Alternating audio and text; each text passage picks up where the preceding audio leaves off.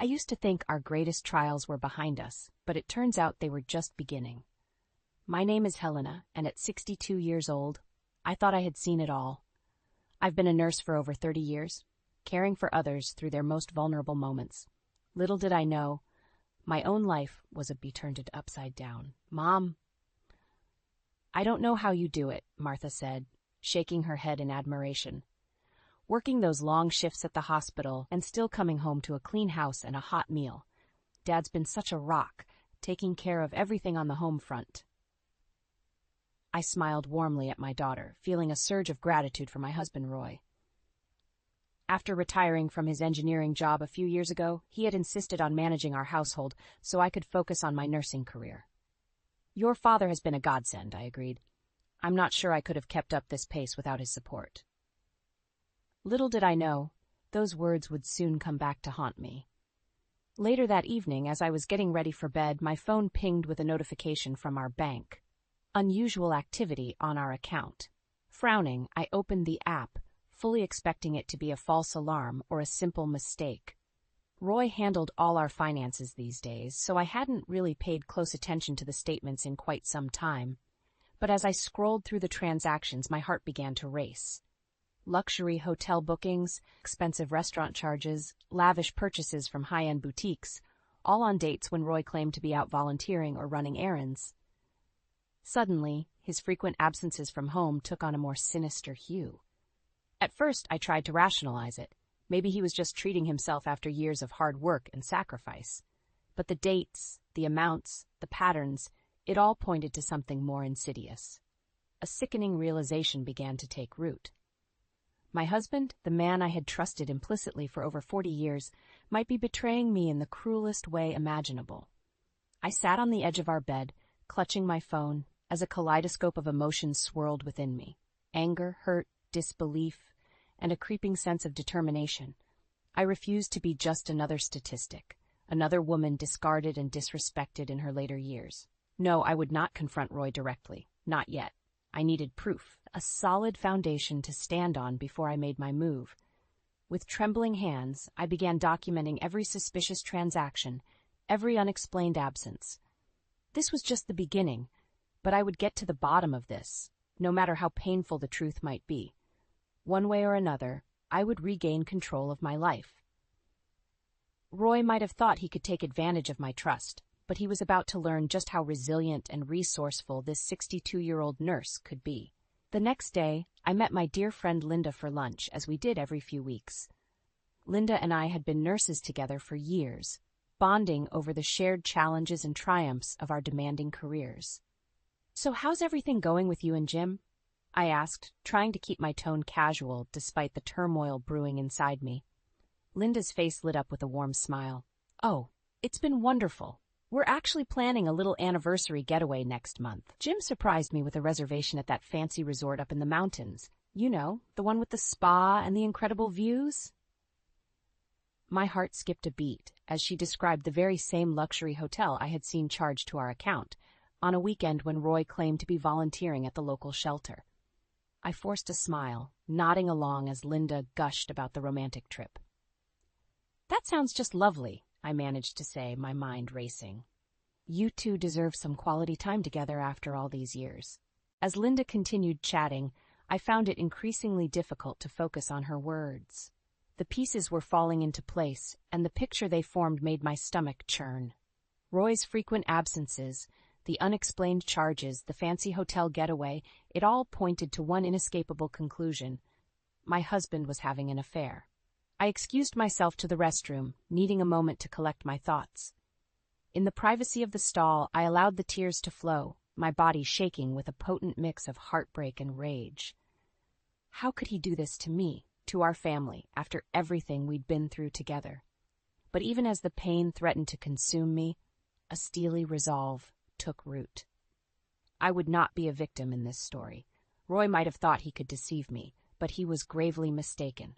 I would gather the evidence, make a plan, and when the time was right, I would strike back with a vengeance he never saw coming. Splashing some water on my face, I took a deep breath and rejoined Linda, putting on my best poker face. I couldn't let on that anything was amiss, not until I had everything in place. For now, I would play along, all the while plotting my next move. Over the following weeks, I became a master of deception, matching Roy's lies with my own carefully crafted facade. Whenever he mentioned his volunteer nights, I would simply nod and smile, and it making no indication that I suspected the truth. All the while, I was meticulously documenting his movements, tracking his expenditures, and gathering the proof I would need to bring his house of cards crashing down. The more I uncovered, the angrier I became, not just at Roy, but at myself for being so blind, for trusting him so completely. But that anger fueled my determination. I was done being the naive, trusting wife. It was time to show Roy and the world just how strong and resilient this 62-year-old woman could be. With each passing day, the evidence against Roy mounted, and my determination grew stronger. I knew I needed irrefutable proof of his betrayal before I could take any decisive action. So one morning, I called in sick to the hospital and set my plan in motion. I tracked Roy's movements from the moment he left the house, maintaining a safe distance to avoid detection. He went about his usual routine, running errands and grabbing lunch at a local diner, giving no outward indication that anything was amiss. But I knew better than to let my guard down. Finally, in the early evening, Roy's car pulled into the parking lot of an upscale restaurant in the city's affluent district. My heart pounded as I watched him exit the vehicle and straighten his jacket, clearly preparing for a special occasion. This had to be it, the moment I had been dreading, yet simultaneously longing for. Slipping into the restaurant through a side entrance, I found a secluded spot where I could observe without being seen. And there he was, my husband of over 40 years, greeting a strikingly beautiful woman with a warm embrace. The way they held each other, the familiarity of their movements, left no doubt in my mind. This was Roy's mistress. I felt the air leave my lungs as a tidal wave of emotions crashed over me. Anger, betrayal, heartbreak, it was all I could do to remain composed and focused on my mission. Steadying my trembling hands, I pulled out my phone and began snapping photos, documenting the intimate interactions between Roy and his lover. As they were seated at their table, I studied the woman's face, committing every detail to memory. She couldn't have been more than 45, with long, chestnut hair and a radiant smile that seemed to captivate Roy completely. I watched, sickened, as he gazed at her with an adoration I hadn't seen from him in years. The hours ticked by excruciatingly slowly as they lingered over their meal, laughing and touching in ways that made my stomach churn. Finally, after what felt like an eternity, they rose to leave, sharing one last passionate kiss before parting ways. I followed at a safe distance, my mind racing with 1,000 unanswered questions and a burning desire for vengeance. Once Roy returned home, I retreated to my car, the weight of the evening's revelations threatening to crush me. But even as the tears streamed down my face, I refused to surrender to despair. No, this was merely the first step in my quest for justice. With a steadying breath, I reviewed the damning photos, letting the evidence of Roy's deceit fuel the fire burning within me. He might have thought he could carry on this sordid affair indefinitely, but he was gravely mistaken. I was just getting started. From that moment on, there was no turning back. I would uncover every last detail of Roy's betrayal, gathering the ammunition I needed to bring his world crashing down around him. He had made the grave error of underestimating me, and he would soon learn just how devastating the consequences could be. With the damning evidence of Roy's affair burning a hole in my pocket, I knew I needed to take the next step. I couldn't do this alone, not only for emotional support, but to ensure I covered all my bases legally and financially. This was a battle I intended to win. I reached out to my younger sister, Patricia, a retired teacher whose wisdom and level-headedness had always been a guiding force in my life. We met for coffee at a quiet cafe, and as soon as she saw my face, she knew something was terribly wrong.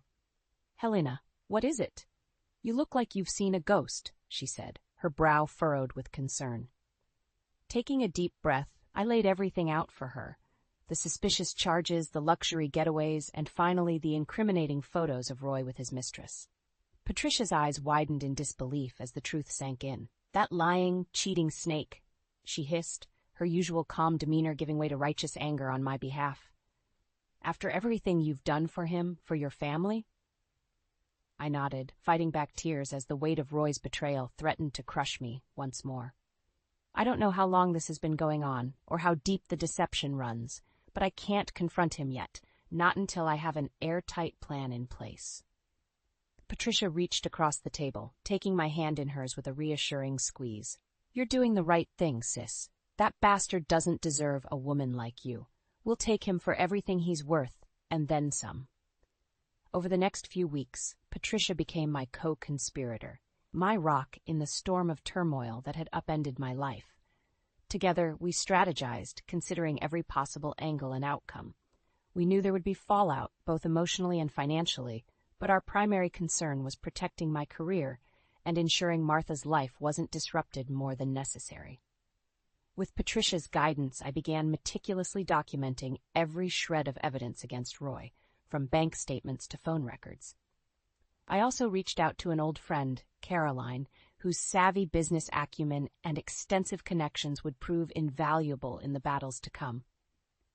Don't worry, Helena, Caroline assured me during one of our clandestine meetings. We'll make sure you get everything you're entitled to, and then some. Roy won't know what hit him. As the pieces fell into place, I felt a sense of empowerment slowly replacing the despair that had threatened to consume me. Roy might have thought he could discard me like yesterday's trash, but he was sorely mistaken. I was a woman reborn, fueled by a burning desire for justice and retribution. No more would I be the meek, trusting wife, blindly following her husband's lead. From now on, I would be the master of my own destiny, and Roy would pay dearly for his transgressions. With Patricia and my friends by my side, I was ready to wage war, and I didn't intend to lose. With Patricia and Caroline's support, I began laying the groundwork for my grand exit strategy. Every move had to be calculated, every contingency accounted for. Roy couldn't be allowed to gain the upper hand, not for a single moment. At home, I maintained a careful facade of normalcy, greeting Roy with a warm smile and engaging in our usual routines. All the while, I was slowly packing away essentials, organizing important documents, and transferring what assets I could into secure accounts he couldn't access. My friends at the hospital proved invaluable allies, helping me secure a new living arrangement and offering emotional support during those long, sleepless nights. I'd worked too hard, sacrificed too much, to let Roy's deception derail my career or my financial security. With each passing day, the deception weighed more heavily on my conscience, but I refused to falter, drawing strength from the memories of the life Roy and I had built together, a life he had so callously discarded for his own selfish desires. Finally, the perfect opportunity presented itself. Roy announced he would be volunteering for a long weekend, no doubt squandering our hard-earned money on another lavish rendezvous with his mistress. As I wished him a safe trip, feigning cheerful ignorance, a surge of adrenaline coursed through my veins. This was it, the moment I had been meticulously preparing for. The second Roy's car pulled out of the driveway. Patricia and I sprang into action. We worked with military precision, swiftly packing the essentials and loading them into her car.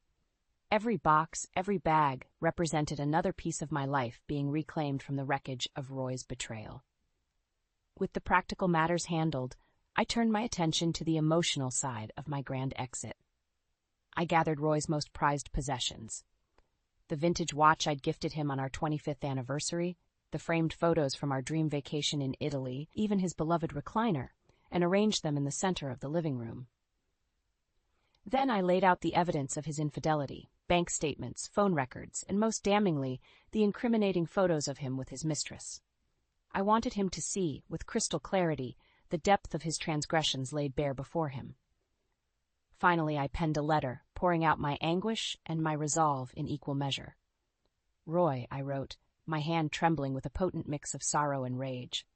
For over 40 years, I gave you everything, my love, my loyalty, my unwavering support, and you repaid me with deceit and disrespect, shattering the sacred vows we made before God.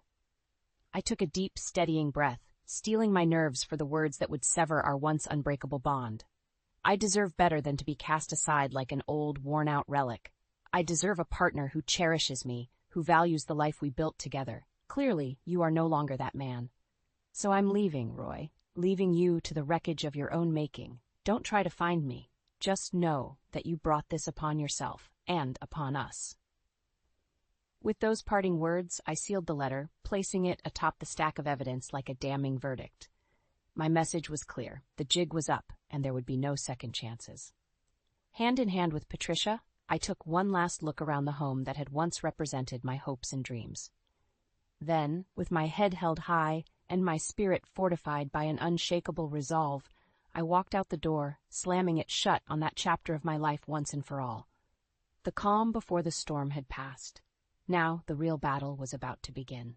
The day had finally arrived, the day I would sever ties with Roy and reclaim my life once and for all.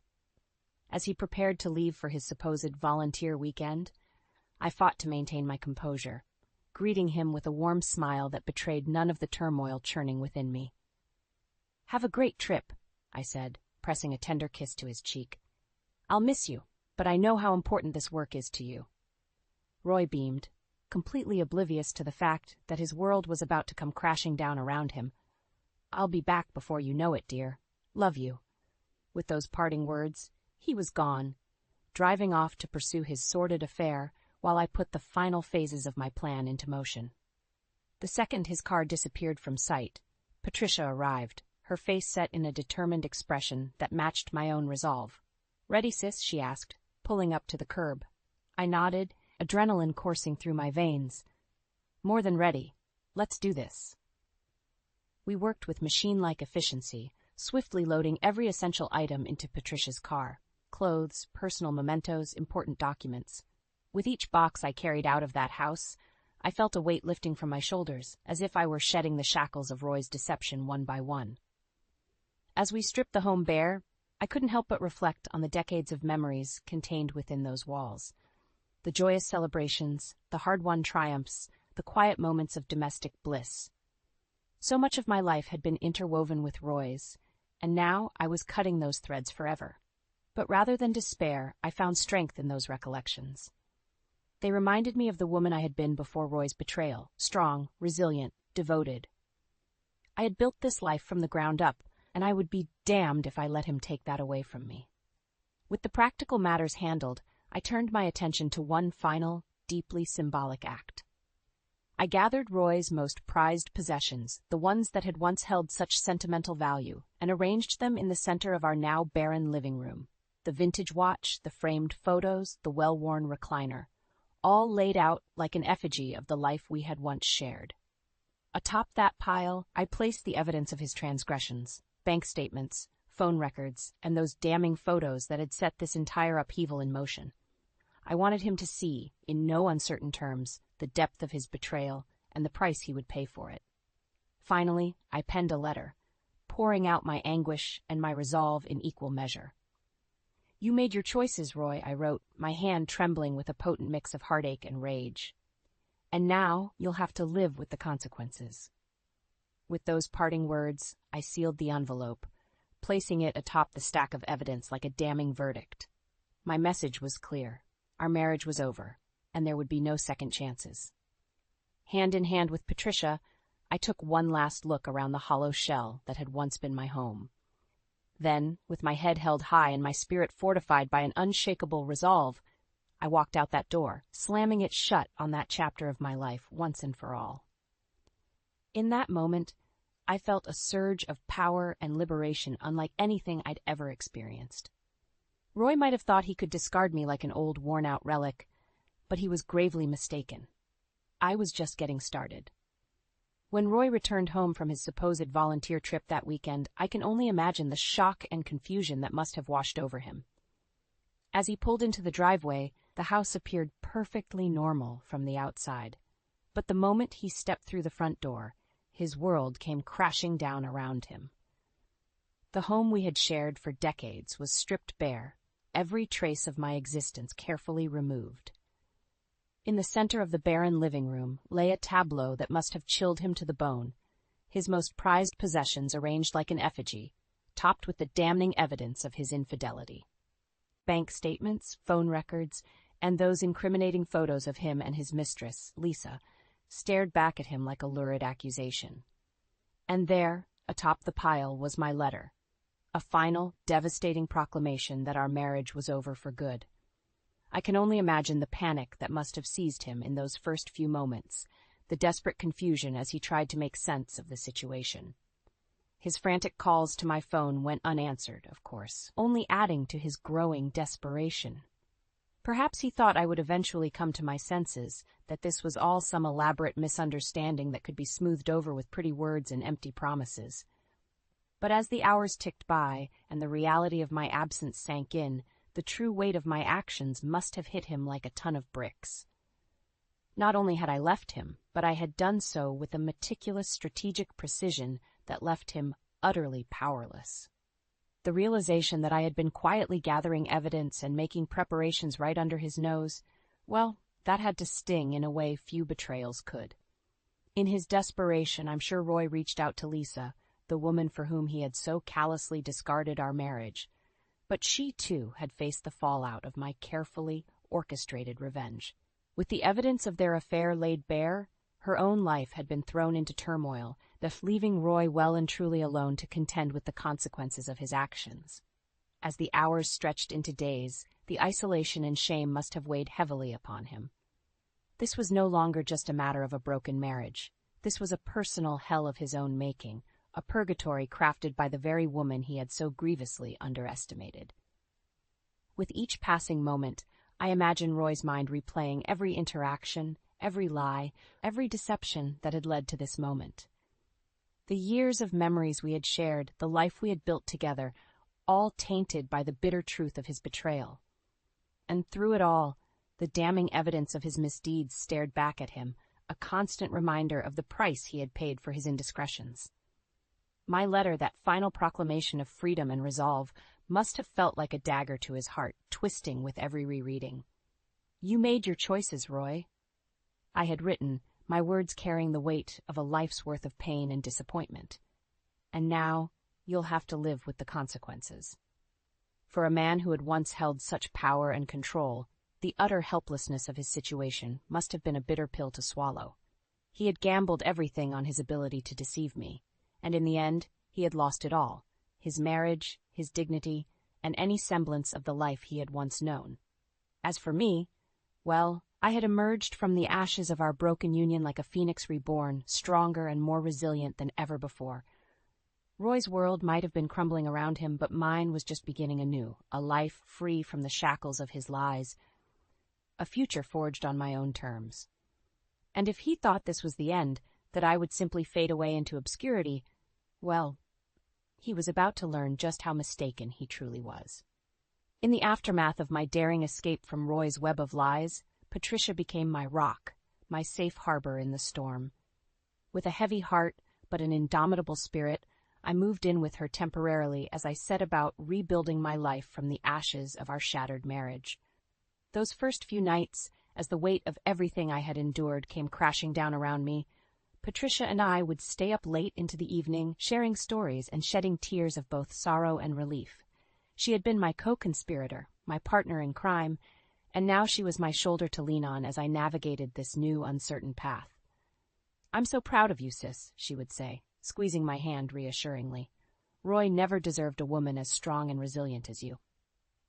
Her words, though simple, carried a profound weight, reminding me of the unbreakable bond we shared as sisters, a bond that had seen us through countless trials and tribulations over the years. We might have been separated by a few years in age, but in that moment, we were united as true equals, warriors who had stared down adversity and emerged victorious. As the days turned to weeks, Patricia and I began the process of finding me a new home, a sanctuary where I could start fresh, free from the ghosts of Roy's betrayal. We scoured listings, attended open houses, and eventually we found the perfect place, a cozy little bungalow with a beautiful garden out back, just waiting to be brought back to life. Moving into that new space, I felt a profound sense of rebirth wash over me. These walls held no echoes of the past, no lingering memories of the life I had once shared with Roy. This was my clean slate, my chance to redefine myself on my own terms. Slowly but surely, I began settling into a new routine, balancing my work at the hospital with the task of turning my house into a home. With each personal touch I added, each cherished memento I unpacked, I felt a little more of the weight lifting from my shoulders. My friends from work rallied around me, offering support and understanding in a way only those who had witnessed my turmoil could. They celebrated my newfound freedom, marveling at the strength it must have taken to orchestrate such a daring escape. And then there was Martha. My beautiful, resilient daughter had been kept largely in the dark about the true depths of Roy's deception, but when she learned the truth, she didn't hesitate to throw her support behind me wholeheartedly. "Mom, I'm just so sorry you had to go through all that," she said, tears shining in her eyes as we embraced.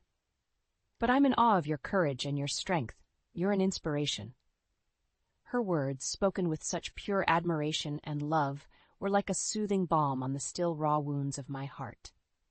In that moment, I realized that while Roy might have shattered our family's foundation, the bonds that truly mattered, the ones between mother and daughter, sister and sister, remained unbroken, fortified by a love and respect that transcended any one person's actions. As the weeks turned to months, I found myself settling into a new normal, one defined not by the shackles of Roy's betrayal, but by the empowering freedom of choosing my own path. Each morning I would wake up in my little bungalow, surrounded by the reminders of the life I had so bravely claimed for myself, and I would feel a surge of pride and contentment. This was my life now, a life forged in the fires of heartbreak and deception, but ultimately tempered into something stronger, more resilient, and more authentically mine than ever before. Roy might have thought he could break me, but in the end, he had only succeeded in unlocking a wellspring of inner strength I never knew I possessed. And as I looked ahead to the future, I did so with a renewed sense of purpose and a profound gratitude for the incredible network of women who had rallied around me. My sister, my daughter, my friends. Their love and support had been the light that guided me through my darkest days, and it was that same light that would continue to illuminate my path forward, come what may.